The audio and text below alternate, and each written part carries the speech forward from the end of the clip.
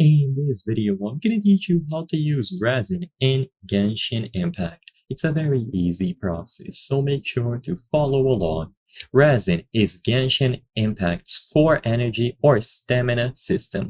So most activities in Genshin Impact will require this stamina to do. So in this example here, I can go over to this location, and inside of this chamber, I need to use an amount out of my original resin. This is going to replenish passively, or you can use one fragile resin to get 60 original resin, and you can spend Primo Gems. By default, it is going to consume 50, but every single time that you do this, it is going to get slightly more expensive, and then it is going to reset once the day passes. You can only do Primo Gem stamina resets 6 times per day.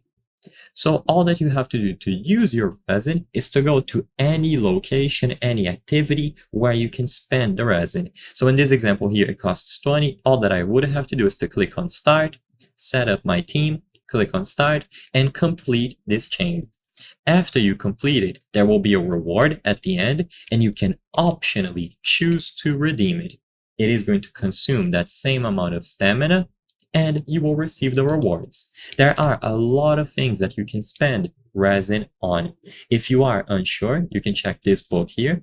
Sadly, I'm getting a lot of pop-ups because it's been a while since I've logged into this account, but as you can see, you can find a domain for artifacts, materials, trans domains, and various other activities that can be done by using the stamina.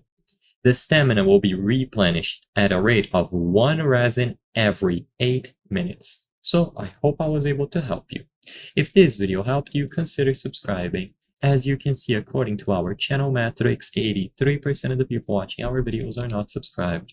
By subscribing, you can help us make higher quality videos. Thank you for watching, and I'll see you on the next one.